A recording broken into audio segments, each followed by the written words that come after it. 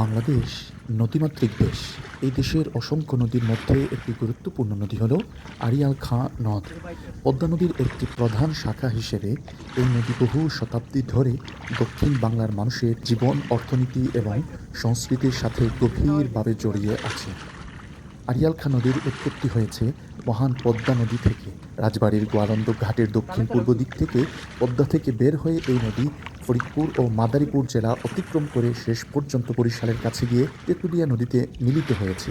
নদীটির মোট দৈর্ঘ্য প্রায় ১৫৫ থেকে ১৬০ কিলোমিটার এবং গড় প্রস্থ প্রায় ৩০০ মিটার। একসময় এই নদীর নাম ছিল ভুবনেশ্বর নদ। ১৮০১ সালের দিকে ব্রিটিশ শাসনামলে এক জমাদার ছিলেন আড়িয়াল খাঁ। ডাকাতি ও দস্যুতা দমনের জন্য তিনি এখানে দায়িত্ব পান। তার নির্দেশে একটি খাল খনন করা হয়, যা পরে পদ্মার সঙ্গে যুক্ত। সময়ের সাথে সাথে সেই খাল বড় হয়ে নদীর রূপ নেয় এবং মানুষের মুখে মুখে এর নাম হয়ে যায় আড়িয়াল খাঁ নদ। এই নদী সারা বছরই নৌযান চলাচলের জন্য উপযোগী। অতীতে নদীপথে ব্যবসা বাণিজ্য ও যোগাযোগ একটি গুরুত্বপূর্ণ মাধ্যম হচ্ছে এই আড়িয়াল খাঁ নদ। তবে যেমন এই নদী মানুষের জীবনকে সমৃদ্ধ করেছে, তেমনি অনেক সময় নদী ভাঙনের মাধ্যমে মানুষের কৃষিজমি নদীগর্ভে বিলীন হয়ে গেছে।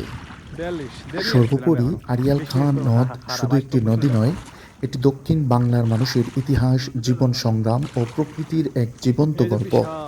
এই নদীর ঢেউয়ের সাথে মিশে আছে মানুষের হাসি, কান্না, স্মৃতি আর শত বছরের ইতিহাস।